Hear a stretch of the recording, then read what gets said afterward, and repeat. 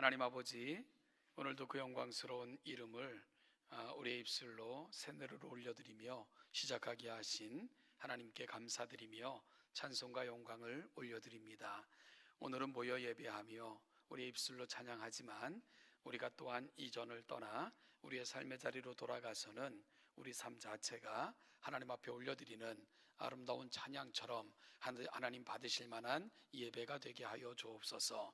그리고 그러기 위해 우리가 그 나라의 백성답게 살고자 그 나라의 법인 하나님의 말씀 앞에 다시 섭니다. 감사함으로 또한 겸손함으로 받고 우리 삶에 적용하며 하나님의 영광을 드러내며 살아가는 우리 모두가 되게 하여 주옵소서. 감사드리며 예수님의 이름으로 기도하옵나이다. 아멘. 사도 바울의 유언과 같은 편지가 있는데요, 디모데 후서입니다. 디모데 후서 4장 6절에서 전제와 같이 내가 벌써 부어지고 나의 떠날 시각이 가까웠도다 라고 고백하고 있는 것을 보면 사도 바울은 이 세상에서 맡겨주신 삶을 마치고 하나님 앞에 설 때가 됐다는 것을 직감한 듯 보입니다. 떠나는 것, 사도 바울은 빌립보서에서도 자신이 정말 바라는 것이 있다면 고난과 환난이 많은 이 세상을 떠나 주와 함께 거하는 것이라고 고백하는 것을 보면 떠나는 것은 사도 바울 개인에게는 아무 문제가 아닙니다. 오히려 개인에게는 소망스러운 일이며 영광스러운 사건, 그의 소망이 이루어지는 날이라고 심지어 사도 바울은 고백을 합니다. 그런 사도 바울에게도 마음에 한 가지 걱정, 짐이 있었는데요, 그것은 바로 두고 떠나는 디모데로 인함입니다. 그 마음이 가득 담겨져서 기록되어 전해진 편지가 바로 디모데 후서입니다. 당시 디모데는 병약했고요, 병을 위해서 약을 위해 포도주를 조금 쓰라 라고 말할 정도로 디모데는 어떤 건강하지 못했던 것 같고요. 그리고 또한 앞으로 디모데가 목회해야 될 목회적 환경이 그리 녹록지 않았습니다.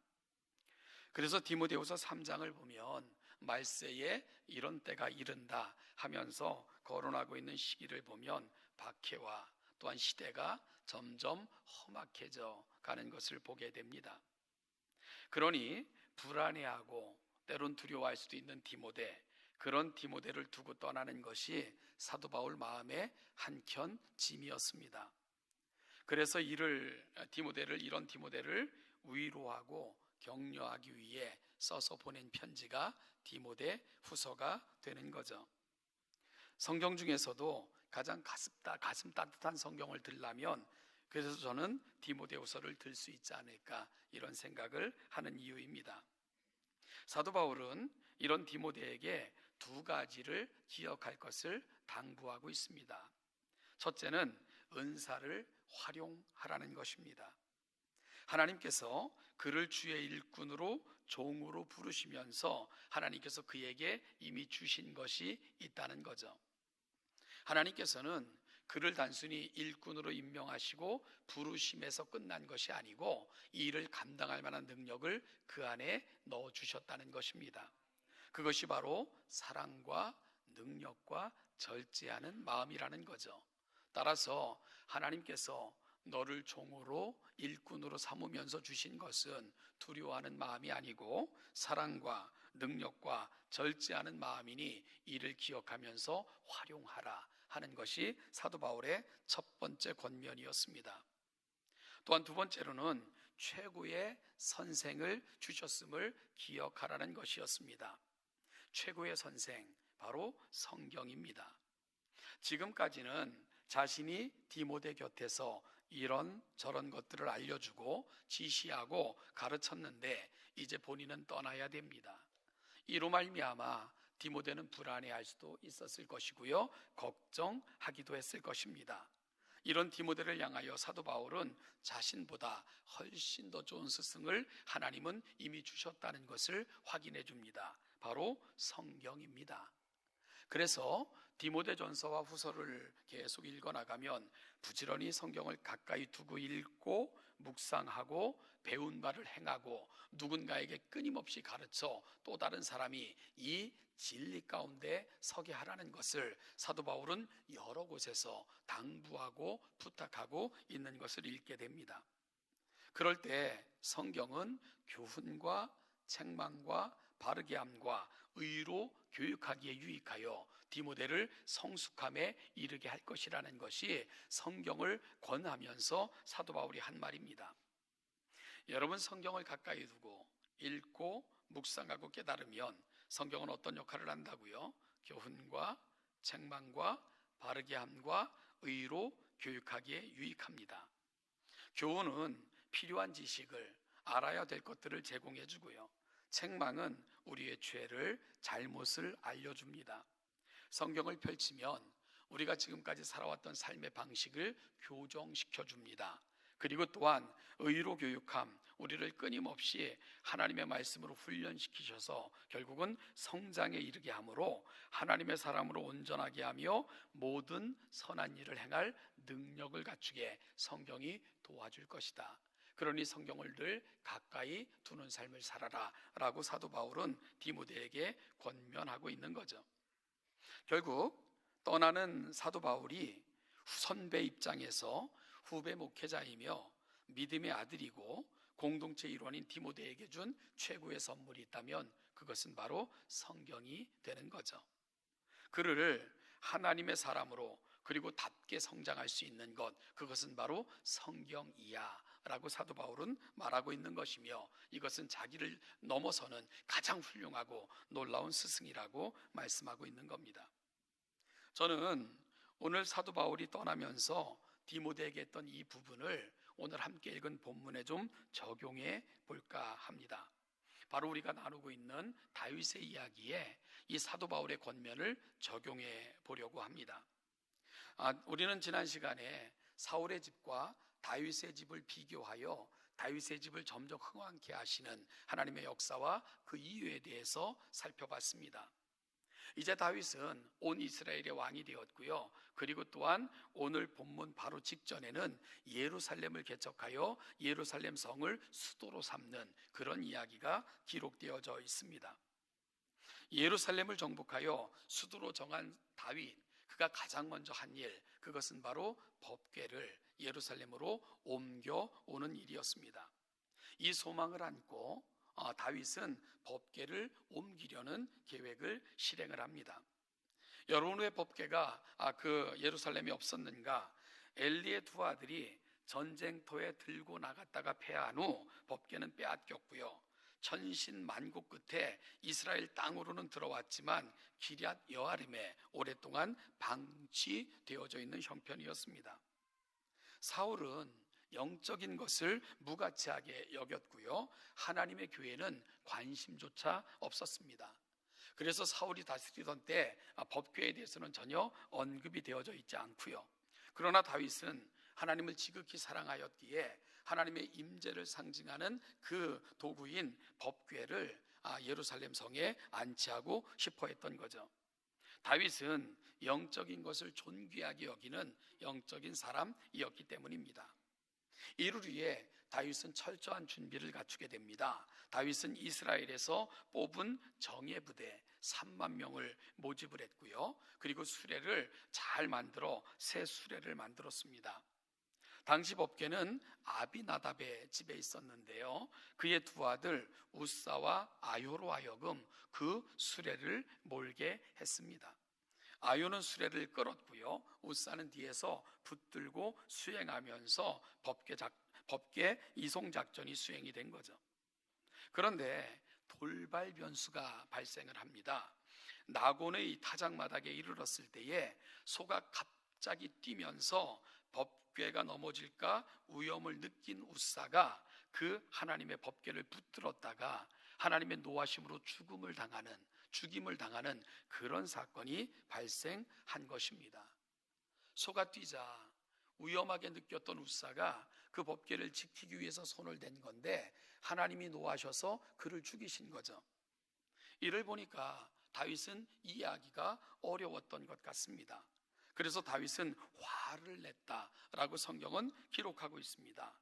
자신은 최선을 다했는데, 모든 것을 동원해서 일을 수행했는데 이 일을 이렇게 이행하시는 하나님에 대해서 다윗은 이해할 수 없었던 것 같아요.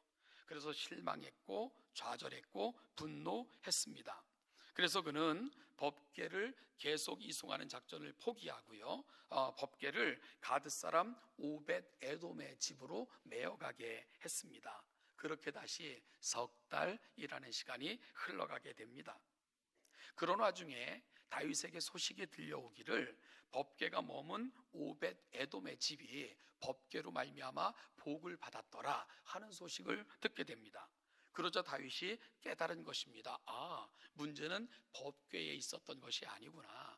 문제는 법궤가 아니라 나에게 있었구나. 무언가 다른 곳에 있었겠구나 하는 것을 깨닫게 된 것이지요.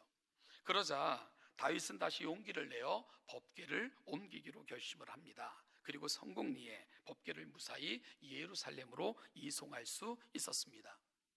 여러분, 이 사건을 읽으면서 우리는 먼저 이런 질문을 할 수밖에 없죠. 왜 첫 번째 법궤를 이송하는 일에 실패할 수밖에 없었을까? 하나님은 왜 법궤 이송을 허락하지 않으셨는가? 이런 질문 말입니다. 여러분, 그 이유를 설명하기 위해서는 다윗이 어떻게 법궤를 첫 번째 옮기고 있는가를 다시 한번 생각해 보아야 됩니다. 다윗이 어떻게 법궤를 옮깁니까? 먼저 군사 3만을 모집해요. 그리고 수레를 새로 만듭니다. 그리고는 온갖 악기를 새로 지어 동원하여 불게 합니다. 그리고 아비나답의 두 아들로 그 수레를 끌게끔 하면서 이 법궤를 옮기려는 계획을 짰고 실행하게 됩니다. 여러분, 오늘 다윗이 법궤를 수송하는 장면을 보면 마치 군사 작전을 방불하듯 진행하고 있는 것을 보게 됩니다. 물론 자신은 최선을 다한 것입니다. 자신이 가장 잘하는 방식으로, 군사 작전 방식으로 법궤를 운반하는 일을 계획했고 실행했던 거죠. 그런데 문제가 뭐죠? 성경은 법궤를 그렇게 운반하라고 가르치고 있지 않다는 거죠. 그것은 자신이 생각했던 방식이지 하나님이 이미 기록하여 전한 방식이 아니었다는데 문제가 있는 것입니다. 하나님의 방식이 아닌 자신의 방식으로 자신은 최선을 다했지만, 그래서 이 일을 허락하지 않을 때 분노했지만, 성경은 이미 법궤는 그렇게 운반하는 게 아니라는 것을 기록하여 전하고 있는 것을 다윗은 몰랐던 것입니다. 여러분, 그래서 여기서 다시 질문이 생겨요. 다윗인데 왜 다윗은 성경적인 방법이 아닌 군사작전을 감행하듯 법궤를 옮기려 했던 걸까? 이런 질문이 다시 생깁니다. 일부러 그랬을까요? 과시하기 위해서 그랬을까요? 그렇지 않았을 것입니다. 그럼 왜요? 무지했던 거죠. 무지했던 것입니다. 그리고 다윗이 무지할 수밖에 없었던 이유를 그가 살아왔던 그의 시간 속에서 찾을 수 있게 되는 거죠. 여러분, 우리는 지난 시간에 다윗의 20대에 대해서 살펴봤습니다. 그의 20대는 도망자로 살았던 시간입니다. 하루하루를 목숨을 부지하기 위해 정말 도망자로 국경을 넘나들며 미친 척하면서, 그런가 하면 동족과 싸워야 되는 그 위기 앞에서 어쩔 줄 모르는 그 수없이 많은 난관 속에 버텼던 시간, 바로 다윗의 20대였습니다.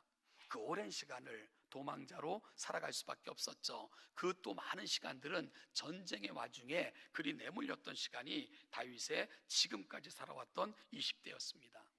여러분, 그런 시간 속에서 말씀을 가까이 할 수 있었겠습니까?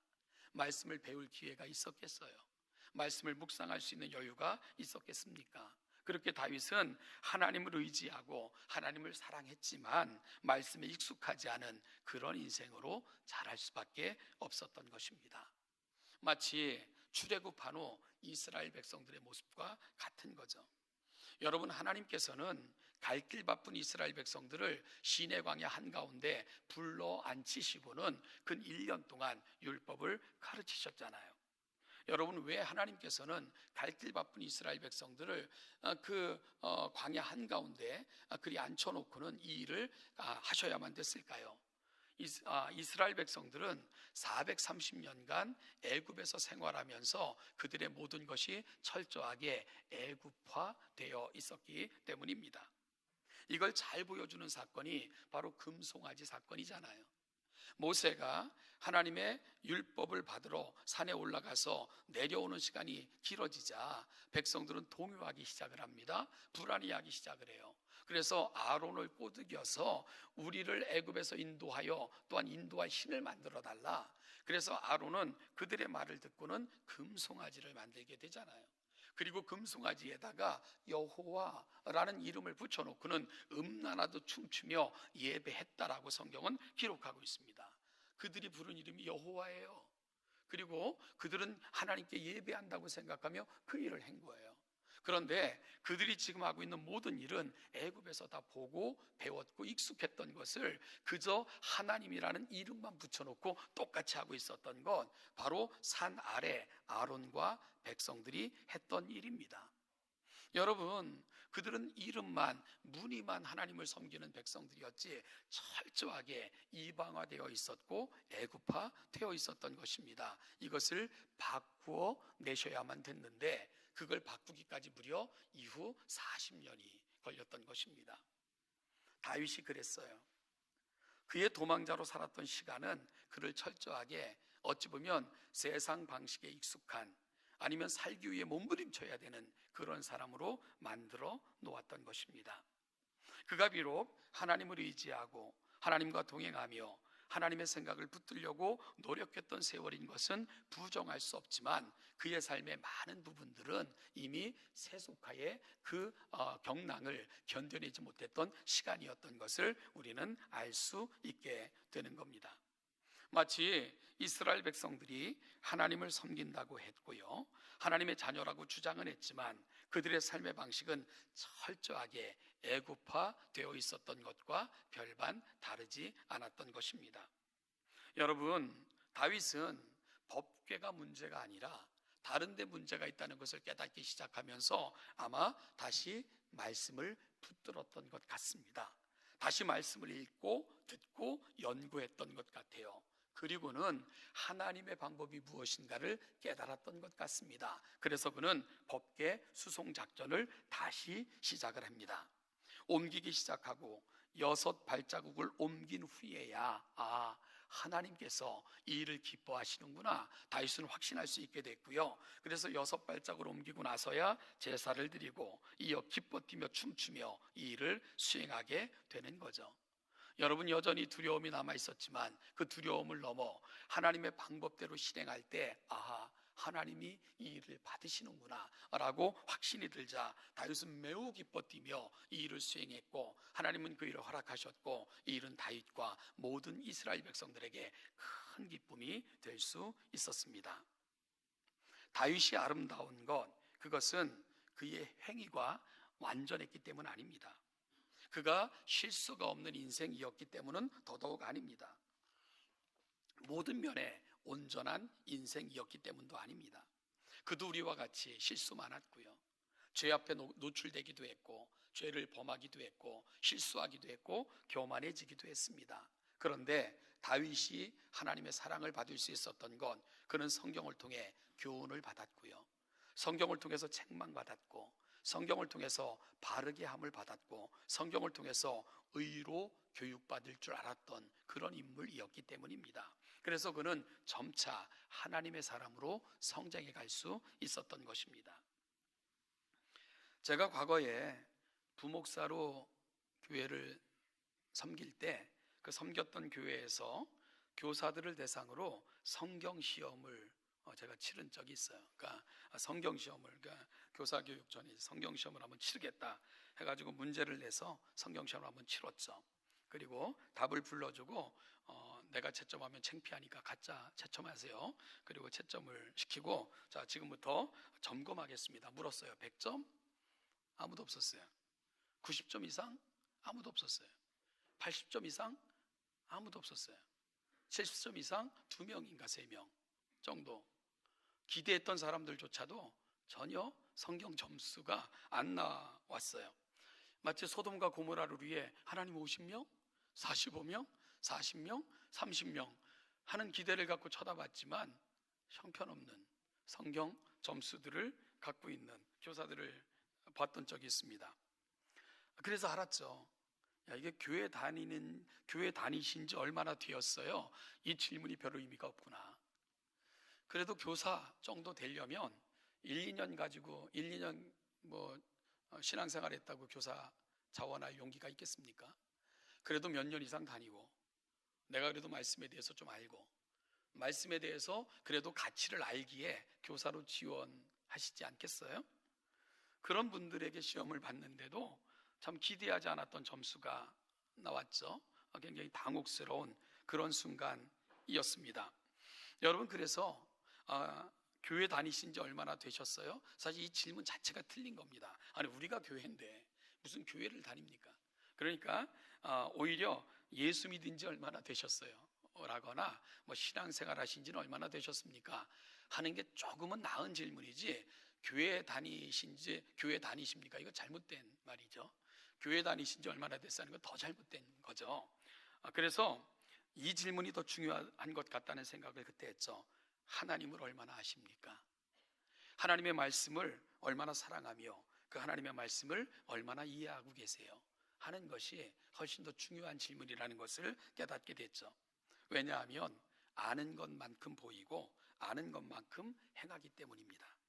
그리고 모르고 행하는 것은요, 군사 방식으로 법궤를 옮기려 했던 다윗의 사건을 되풀이하는 것이고요, 이는 실로 무고한 생명을 해할 수도 있는 위험한 일이 될 수도 있기 때문입니다. 그리고 오히려 하나님의 영광을 가리기도 합니다. 여러분, 다윗이 하나님을 사랑하지 않은 것 아닙니다. 하나님 사랑했어요. 그래서 그는 자기가 할 수 있는 모든 걸 동원해서 법궤를 옮기려 생각을 했죠. 그런데 성경은 그렇게 말하고 있지 않다는데 문제가 있었던 것입니다. 그러자 무고한 생명을 해하게 됐고요, 그리고 오히려 분노하면서 하나님으로부터 그 마음의 분을 이기지 못하는 그런 결과를 만들어냈던 거죠. 말씀에 무지했기 때문에 생겨난 결과입니다.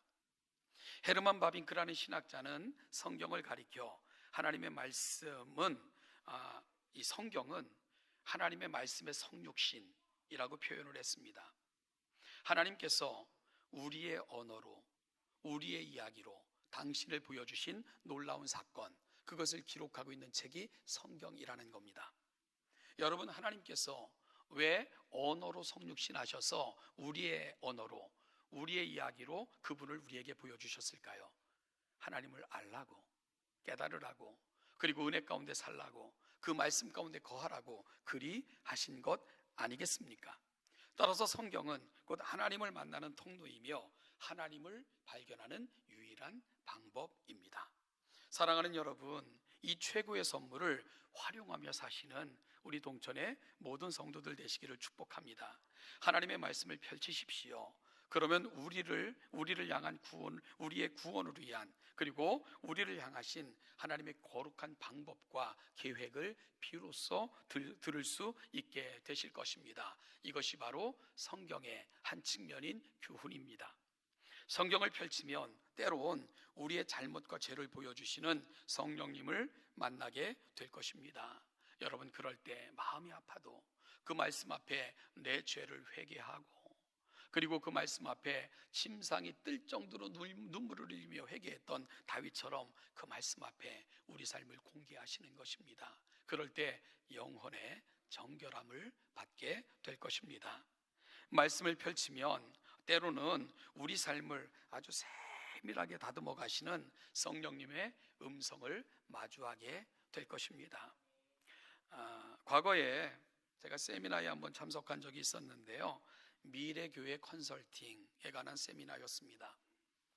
아주 빡빡하게 진행되는 일정이었는데 그 강의를 들으면 너무, 강의만 계속 들으면 지루할까봐 중간중간에 이런저런 분들의 간증 이런 것도 집어넣고 그랬었습니다.